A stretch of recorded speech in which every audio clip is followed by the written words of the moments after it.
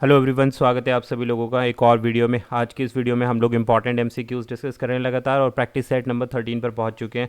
Previous जितने भी 12 हमने सेट डिस्कस किए हैं उसका लिंक आपको वीडियो के डिस्क्रिप्शन में मिल जाएगा। आज मॉक टेस्ट नंबर 13 को डिस्कस कर रहे हैं आज हम लोग, और ये जो प्रैक्टिस सेट है भाई हिंदी इंग्लिश दोनों में डिस्कस कर रहे हैं। साथ ही साथ आज पेपर 2 यूटेट पेपर 2 के लिए आज हमारा प्रैक्टिस सेट रहेगा। प्रीवियस जितने हमने सेट डिस्कस किए हैं वो पेपर 1 के लिए किए हैं, तो मेक श्योर आप वीडियो को ज़रूर चेक कर लेना, प्लेलिस्ट को ज़रूर चेक कर लेना। टेलीग्राम पर नहीं कनेक्ट किया तो शिक्षा फॉर नौकरी को टेलीग्राम पर कनेक्ट कर सकते हैं।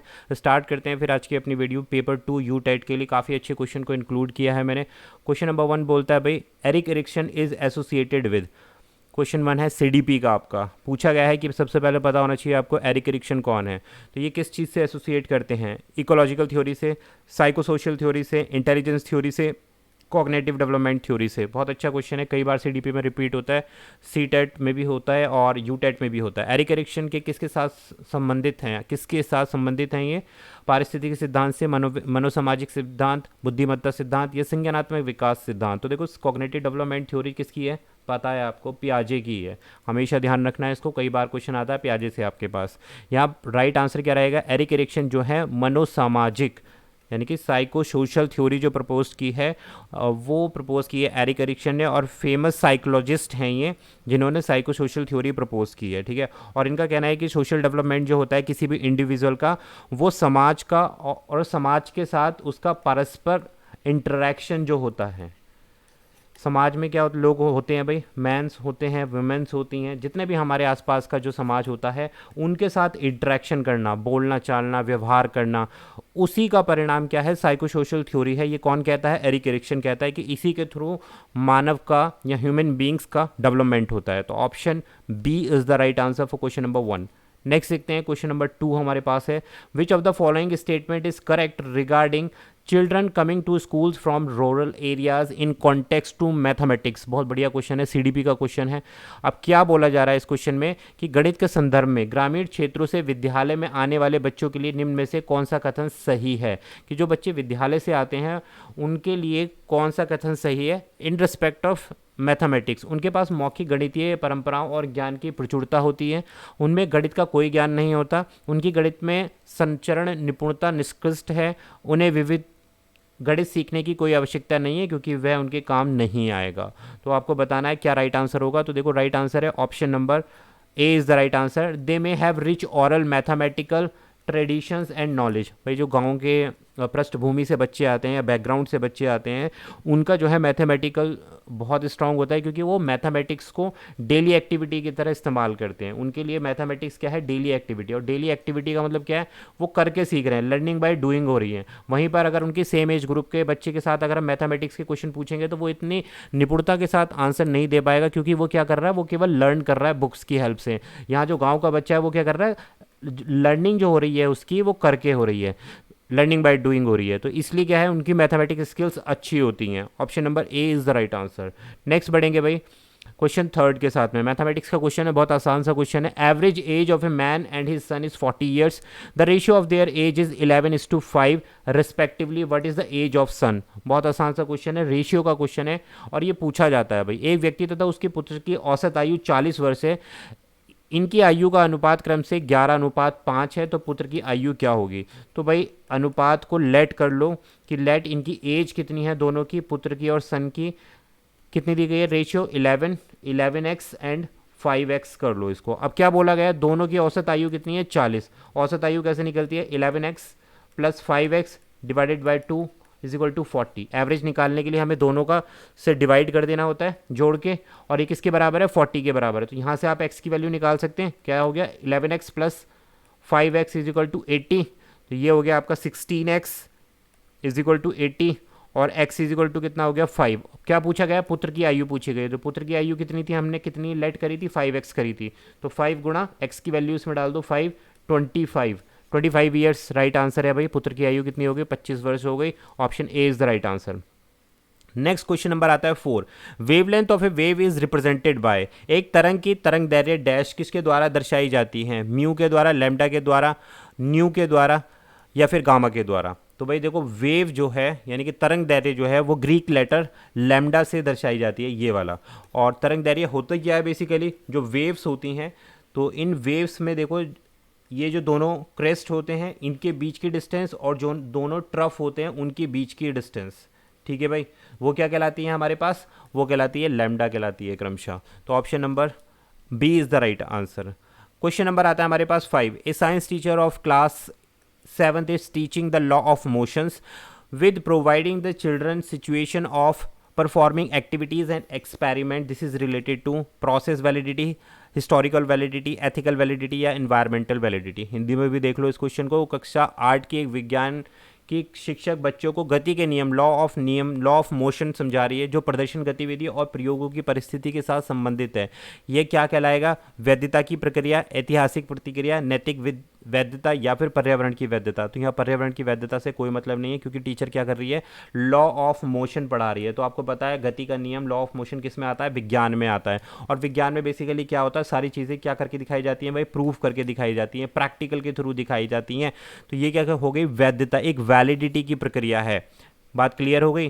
प्रोसेस वैलिडिटी जिसको हम बोलते हैं वो है ये, क्योंकि भाई साइंस में हमारे पास क्या होता है, साइंस में एक्टिविटी बेस्ड लर्निंग होती है, एक्टिविटी बेस्ड लर्निंग होती है। और इस एक्टिविटी बेस्ड में क्या आता है, जैसे हम लेबोरेटरी में सारी चीज़ें करते हैं वो साइंस में आता है, एक्सपेरिमेंट जो हो गए वो हमारे साइंस में आता है, तो वो क्या है, प्रोसेस वैलिडिटी के अंतर्गत आ जाता है।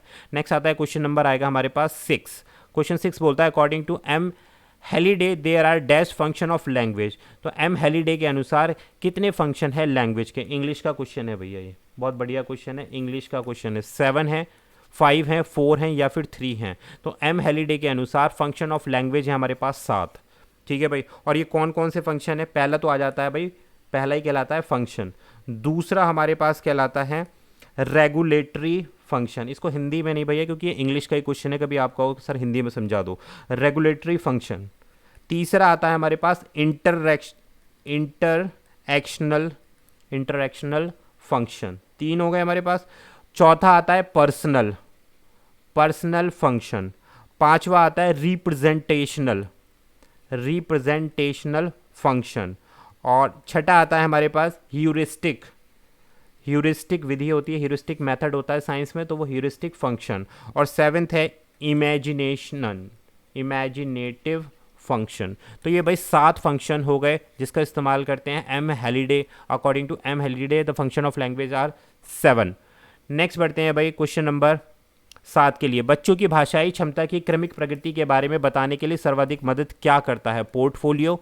ऑप्शन ए बोलता है, बी बोलता है लिखित परीक्षा, अवलोकन या फिर जांच सूची। हिंदी का क्वेश्चन है भाई, हिंदी लैंग्वेज का क्वेश्चन या हिंदी पैडागोजी का क्वेश्चन आप बोल सकते हो कि बच्चों की भाषाई क्षमता की क्रमिक यानी कि रेगुलर प्रोग्रेस को जांचने में सर्वाधिक क्या हेल्प करता है। तो option number A is the right answer, portfolio. अब पोर्टफोलियो क्या है, पहले भी मैं प्रीवियस जितने भी मॉक टेस्ट और प्रैक्टिस सेट हम करा रहे हैं उसमें बता चुका हूँ कि पोर्टफोलियो क्या होता है, सेट ऑफ इंफॉर्मेशन होता है। प्राइमरी लेवल पर बच्चों की भाषाई क्षमता को या बच्चों की भाषाई प्रगति को या प्रोग्रेस को, भाषाई लर्निंग को रिकॉर्ड करने के लिए हम जो रिकॉर्ड बुक का इस्तेमाल करते हैं जिसमें सारी चीज़ें हम लिखते हैं, वो पोर्टफोलियो कहलाता है। तो यहाँ पर option number A is the right answer for question number 7। ये आकलन करने में सबसे अधिक कारगर होता है, यानी कि असेसमेंट करने के लिए सबसे ज़्यादा यूजफुल रहता है बच्चे की। नेक्स्ट आता है क्वेश्चन नंबर 8। बच्चे अपने परिवेश से स्वयं भाषा अर्जित करते हैं, इसका एक निहितार्थ है, बच्चे अपने परिवेश से स्वयं भाषा अर्जित करते हैं, इसका एक निहितार्थ है। क्या चीज़ हो गई है, बच्चों को अत्यंत सरल भाषा का परिवेश उपलब्ध कराना, बच्चों को बिल्कुल भी भाषा ना पढ़ाई जाए, या बच्चों को समृद्ध भाषा परिवेश उपलब्ध कराया जाए, बच्चों को केवल लक्ष्य भाषा का ही परिवेश उपलब्ध कराया जाए। तो राइट आंसर रहेगा ऑप्शन नंबर सी, बच्चों को समृद्ध भाषिक परिवेश उपलब्ध कराया जाए। भाई समृद्ध भाषिक परिवेश का मतलब क्या, एनवायरनमेंट, एक प्रॉपर एनवायरनमेंट बच्चे को प्रोवाइड किया जाए जिसमें उसको लैंग्वेज लर्निंग पर फोकस किया जाए, कि बच्चे को अपने परिवेश से स्वयं भाषा अर्जन करने के लिए क्या किया जाता है कि उसको एक प्रॉपर आप क्या करोगे, एक भाषा का परिवेश उपलब्ध कराओगे, समृद्ध भाषा में भी क्या, समृद्ध भाषा का परिवेश उपलब्ध कराओगे। Option C is the right answer. Next आता है क्वेश्चन नंबर 9। अपनी आंखों पर लगी चांदी की परत को उतार दो। भाई ये सेंटेंस है, इस वाक्य का क्या मतलब है आपको बताना है कि अपनी आंखों पर लगी चांदी की परत को उतार दो, चांदी की परत हानिकारक है इसलिए इसे हटा देना चाहिए, निष्पक्ष भाव से चीज़ों, व्यक्ति और घटनाओं को देखना, आंखों की देखभाल करना जरूरी है, या ईश्वरीय साधनों से दूर रहना चाहिए। भाई ये है हमारे पास हिंदी ग्रामर का क्वेश्चन। इस तरीके के क्वेश्चन आपसे पूछे जाएंगे तो आपको इसका मीनिंग बताना क्या होगा, अपनी आंखों पर लगी चांदी की परत उतार दो। राइट आंसर है ऑप्शन नंबर बी, किसी भी चीज़ को निष्पक्ष भाव से देखना, व्यक्तियों को बिल्कुल प्रॉपर तरीके से सही गलत में सही फैसला करना क्या कहलाता है, ये मुहावरा हो गया, आंखों पर लगी चांदी को परत को हटा दो। तो option number B is the right answer. Next आता है हमारे पास क्वेश्चन नंबर 10, इंग्लिश ग्रामर से क्वेश्चन है, which part of the following sentence contain an error. आपको बताना है he knew that he will be go back on his promise, A part, B part, C part या D part, इन चारों part में से आपको बताना है कि कौन से पार्ट में एरर है। He knew a, that he will be, go back on his promise, तो कौन सा पार्ट इसमें गलत है, तो जो गलत पार्ट है वो है इसमें बी पार्ट गलत है। इसमें बी पार्ट में क्या दे रखा है, डैट ही विल, भाई ये गलत है यहाँ पर, तो ऑप्शन नंबर डी इसका यहाँ पर करेक्ट हो जाएगा। सेंटेंस क्या बनेगा, ही न्यू दैट ही माइट आएगा यहाँ पर, okay, he might go back on his promise, ठीक है। ही यहाँ पर क्या दिया था, डैट ही विल दिया था, तो यहाँ पर हो जाएगा ही माइट। क्या है ये माइट, क्या है यहाँ पर, मॉडल ऑक्सिलरी है, मॉडल ऑक्सिलरी है। तो ग्रामर का, इंग्लिश ग्रामर का क्वेश्चन था, बढ़िया क्वेश्चन था। तो ये थे भाई आज के हमारे मॉक टेस्ट के 10 इंपॉर्टेंट क्वेश्चंस। आई होप आपको समझ में आए होंगे, समझ में आया तो वीडियो को लाइक कर देना, चैनल पर नहीं हो तो सब्सक्राइब कर देना। यूटेट 2022 के लिए प्रिपरेशन लगातार हम जारी है, और चैनल को सब्सक्राइब नहीं किया तो सब्सक्राइब कर सकते हैं, टेलीग्राम पर जरूर कनेक्ट कर लेना। मिलेंगे एक और नई वीडियो के साथ, थैंक यू फॉर वॉचिंग।